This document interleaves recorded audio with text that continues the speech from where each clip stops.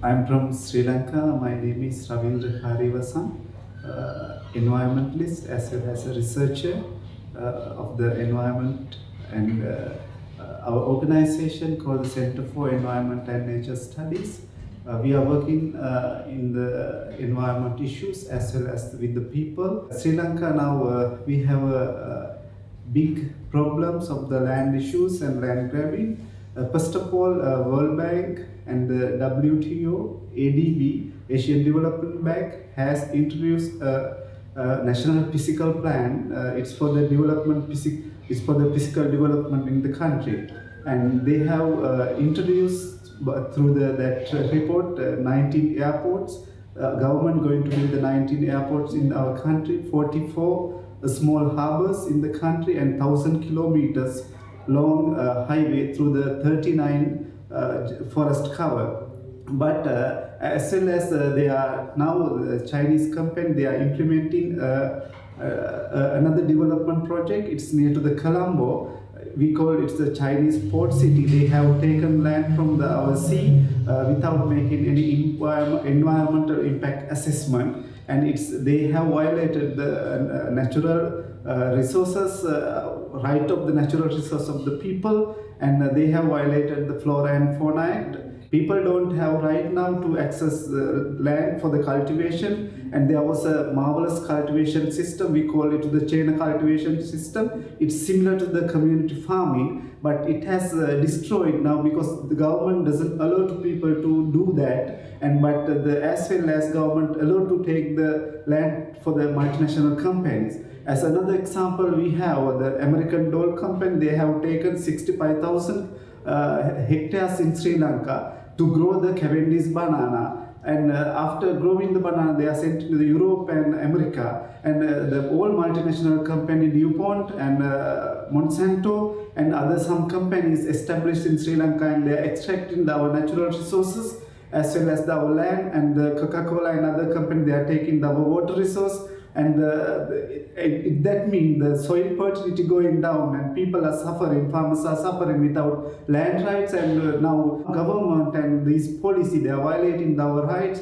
they are violating our society values, and they are violating our right to be in our nature, and they are going to separate us from our nature. It's really feels sad in Sri Lanka. We think we have to talk about the earth democracy now. It's not only for the people, but also the earth, but also for the water, and but also for the animals who are living in on this earth, and but also it's for the food and our cultural relationship. That's why we are not only focused to the democracy of the people, because while we are protecting the people's democracy, we are violating the animals' democracy, and we are violating the earth democracy. That's why we have to tell to the Europeans even, we have to now please focus on the earth democracy. It will sustain the world. It's my idea. We have to ask from the government of Sri Lanka, please follow the rules and regulation from the constitute, and without violating the rules, because people don't have right to talk even about this kind of problem. Then government can do it, but our government called it's a democracy, Sri Lanka, but there are no more democracy. Second thing is our education system of Sri Lanka. It not helps to the indigenous people to how to protect the nature now, because we are losing, while we are learning from Sri Lankan education, we are losing how our grandmothers, how our fathers cope with this nature. Third thing is the many international organization is working there, but they are not coming to the communities. They are coping with only the government institute, but government already has corrupted, and that way the organization also will corrupt it, and the final they are making the corrupted policy and implementing the corrupted policy. But I have to ask from the organization who are working in Sri Lanka, the international or national organization, please try to cope with the people in the real community who are keeping their footprint on this earth. Another thing we have to avoid, which multinational company come into the country, like DuPont and Syngenta and kind of companies, and allow the land to take the land from the other countries. We have to stop now. It's because we have given enough lands for the other countries. Then we have to make some rules and regulations to stop that. It is what government has to do, what community has to do now.